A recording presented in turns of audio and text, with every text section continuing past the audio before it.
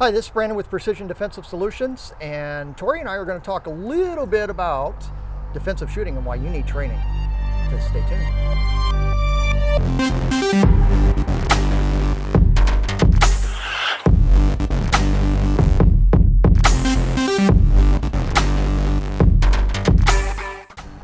So, Tori, you are from a constitutional carry state. Yes. You live in a rural area. Yes. And let's face it, people that live in rural areas tend to stay in those areas and they shoot in their backyards. They shoot in their backyards. They're hunters. You know, they've hunted their whole life. They've been around guns their whole life.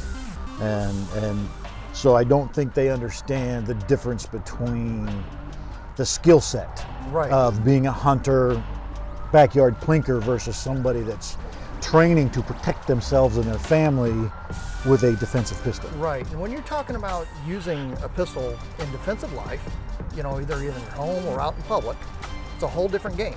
So, you know, I graduated from a small high school out in nowhere, Indiana. You know, there were guys that came with the deer in the back of the truck after deer hunting, you know, before school. Right, yeah, you know? yeah. So I know exactly what you're saying. It's not that they're a bad shot. They were a great shot. I mean, even as kids, they were a great shot. And now their kids are out hunting at 9, 10, 11 years old, and, you know, and those kids are dropping deer at 90 to 100 yards. Yeah. You know? I mean, it's not a question of whether or not they have skill. It's just simply a different skill set. It's a different skill set. That, right. You know, and if it is something you're interested in carrying concealed, then, you know, you really need to take some formalized training to learn the fundamentals, the grip, the trigger, you know, just the fundamentals of it to get it out there and be confident. Yeah, because when we start talking about defensive shooting, we're not talking about taking a year and a day to make that shot. We're talking about tenths of a second. Right. And your fundamentals really have to be really solid, and they need to be just pristine, clean, to be really, really quick and efficient. And the importance of that, because, you know, God love America.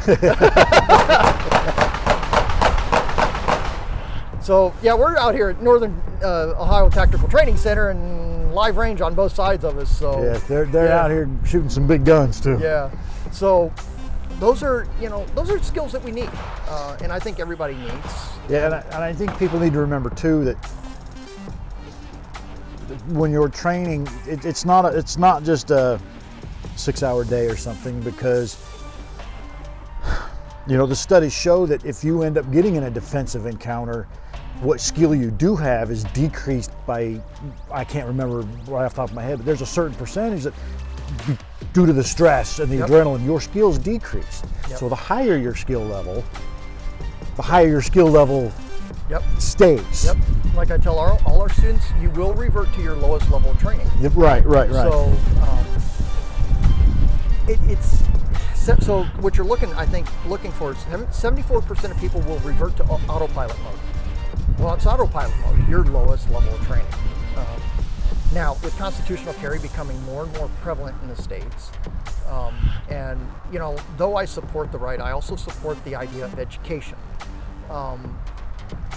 And I'm afraid that some people do look at it as a way of jumping through hoops.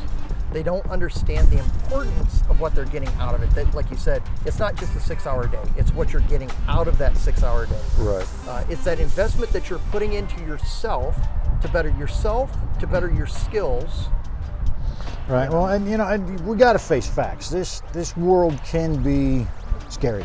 Yeah. You know, I mean, just people are getting crazy these days, and you just never know when you're going to have to protect yourself or your wife or your child. You know, and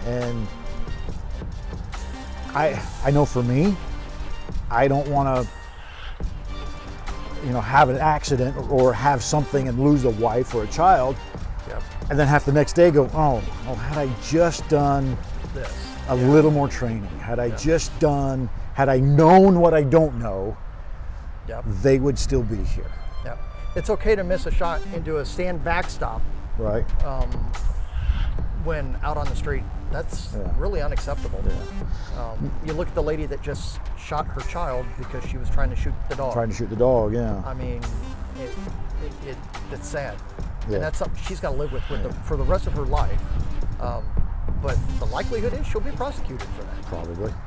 So get out, get training. We're up here in the Cleveland area in Northeast Ohio. Tori, you're down in Kentucky.